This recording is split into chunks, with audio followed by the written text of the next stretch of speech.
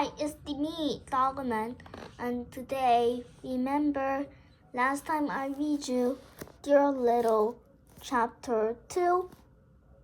So today I'm going to read Dear Little Chapter 3, read aloud. Chapter 3, Washing Up. Dear was an early riser. He was almost always the first person up in the morning. He liked the feeling of being the first one steering. He enjoyed the quiet rooms with the books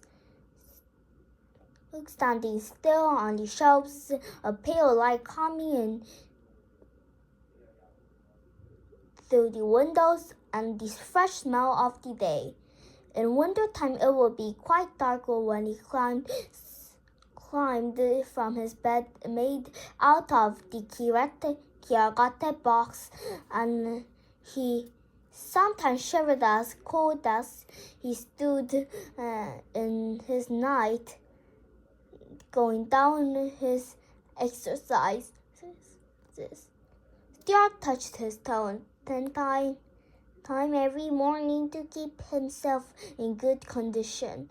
He had seen his brother George do it, and George had explained that kept the stomach muscles firm and was a fine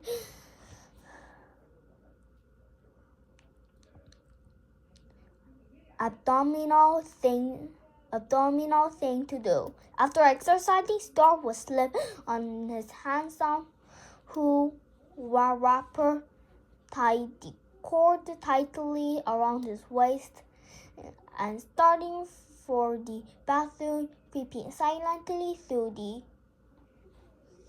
long dark hall, past his mother's and father's room, past the hall closer where the carpet sweeper was kept,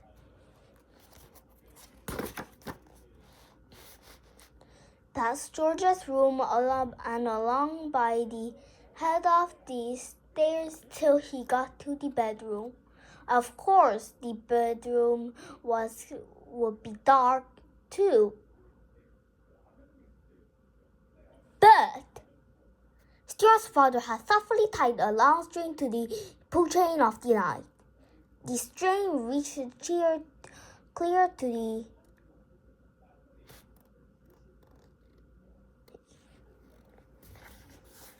floor.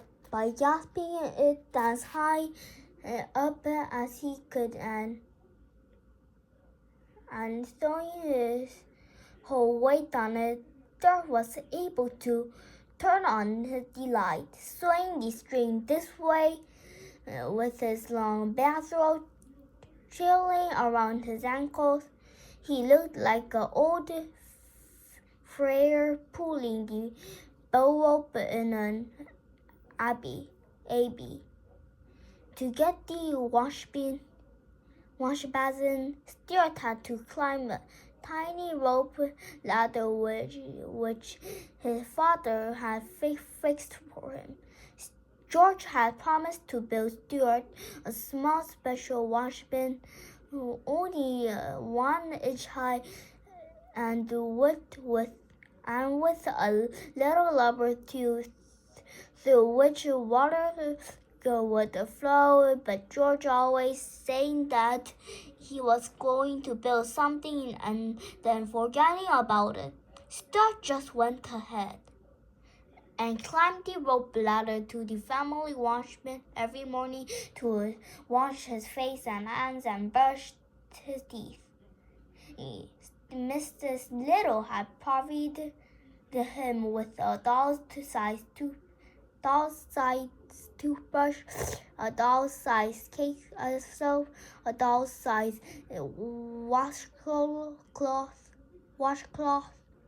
washcloth, and a dog's comb, which he used for combing his whiskers.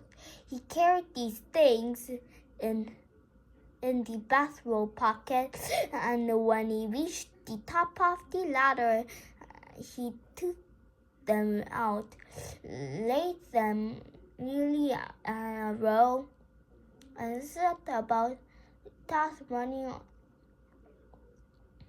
of turning the water on.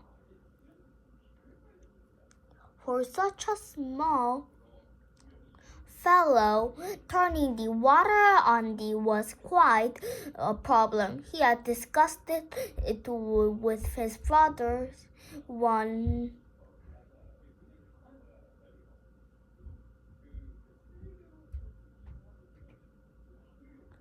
with his father one day after making several unsuccessful attempts.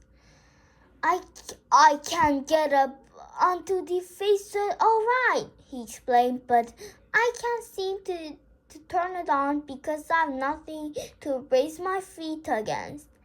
Yes, I know, his father replied. That's the whole trouble.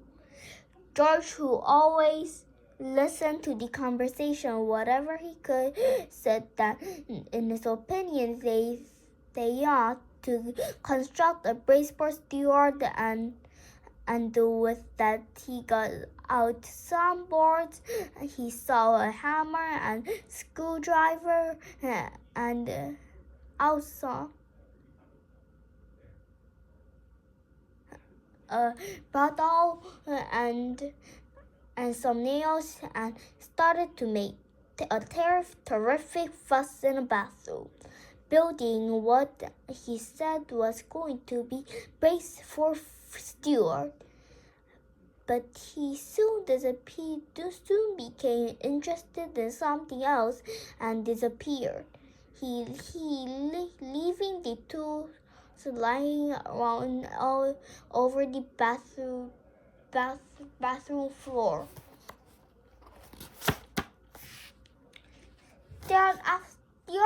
Stuart, after exclaiming the mess, turning to his father again.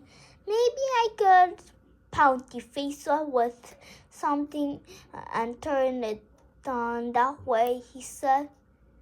So Stuart's father provided him with a very small light hammer made of wood, and Stuart found that by swinging it 3 times around his head and letting it come down with a crash against the handle of the facer, he could start a thin, stream of water following enough to brush his teeth in anyway and moisten his washcloth. So every morning, after climbing to the basin, he would seize his hammer and